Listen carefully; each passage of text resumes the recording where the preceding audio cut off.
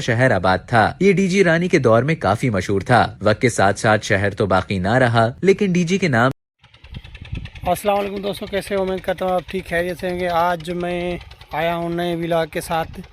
खैरपुर के कस्बे coat DG में वाक़ किला 18वीं सदी के तालपुर दौर का है। ये सहराए थर के किनारे दरिया सिंध से तकरीबन 25 मील मशरिक में वाक़ है। ये किला हड़प्पा तहजीब से पहले के आसार कदीमा के मकाम डीजी पहाड़ी पर तामीर किया गया, जिसकी तारीख 2500 से 2800 कबल मसीह है। तारीख पर नजर डालें तो हजारों साल कबल खैरपुर मीरत से तकरीबन 15 मील के फासले पर कोट डीजी के मगरिब की जानिब पहाड़ी पर एक छोटा सा शहर आबाद था। ये डीजी रानी के दौर में काफी मशहूर था। वक्त के साथ साथ शहर तो बाकी ना रहा, लेकिन डीजी के नाम से ये पहाड़ी अपनी जगह मौजूद रही। यहाँ पर जब माहिरीन आसार कदीमा की जानिब से खुदाई की गई तो कई नादिर अशिया बरामद हुई। चूँकि ये किला डीजी पहाड़ी की उसी पुरानी बस्ती पर बनाया गया, इसलिए कोट डीजी कहलाया। तारीख किला कोट डीजी रियासत खैरपुर के शाही खानदान के शाहाना अंदाज की गवाही देता है। खैरपुर रियासत के पहले हुक्मरान मीर सोहराब खान तालपुर ने 3 किले तामीर करवाए थे, जिनमें से एक किला अहमदाबाद था। चूँकि ये किला डीजी पहाड़ी की उसी पुरानी बस्ती पर बनाया गया था, इसलिए कोट डीजी के नाम से पुकारा जाता है। इसके अलावा बाकी 2 किले सरहद के उस पार भारतीय शहर जोधपुर और जैसलमेर में राजस्थान के सहरा में आज भी मौजूद हैं। कोट डीजी किला की तामीर का आगाज 1785 में किया गया,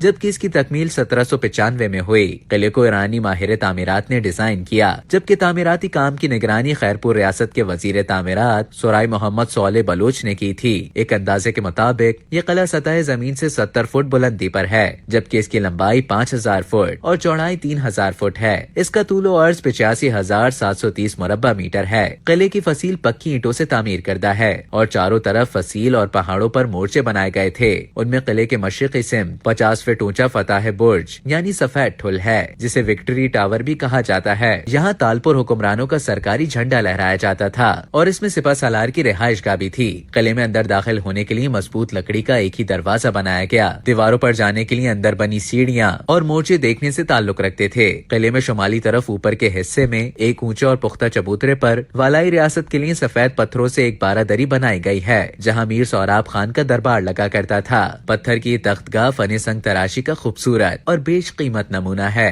किले के रिहायशी हिस्से तक पहुँचने के लिए 3 बड़े लकड़ी के इंतहाई मजबूत दरवाजों को उबूर करना पड़ता है। हाथियों के हमले से बचने के लिए दरवाजों पर आहिनी नोकदार कीलें ठोकी गयी। किले के अंदर रिहायशी हिस्से को पुख्ता ईंटों, मुगलिया तर्ज के मेहराबी दरवाजों और खूबसूरत नक्शो निगार से सजाया गया। कोट डीजी किला दिफाई और इंतजामी मकासद के लिए मखसूस किया गया था। यहाँ तकरीबन 1843 तक एक सालार की निगरानी में 500 सिपाहियों का दस्ता 100 तोपों के साथ तैनात किया जाता रहा। ये बात भी काबिल जिक्र है कि किले के अंदर या बाहर कभी कोई जंग नहीं लड़ी गई, मगर इसमें बड़ी बड़ी तोपें मौजूद थीं, जिनमें से 3 तोपें खास तौर पर मशहूर हुई। उनमें एक मरियम तोप है, जिसे पुर्तगाल का शाह अपने साथ लाया था, लेकिन रोहड़ी के करीब दरिया सिंध पर इसे छोड़कर चला गया था। वहाँ से मीर सोहराब खान ने इस तोप को हाथियों के जरिए कोट डीजी पहुंचाया। खैरपुर के मीरों ने जब किला कोट डीजी को अपना दारुल खिलाफा बनाया, तो यहाँ अमीरों और वजीरों के महलात और मकानात की तामीर शुरू हुई, जबकि इर्द गिर्द रिहाइश पजीर लोग भी सरकारी कामों के लिए यहाँ आने लगे।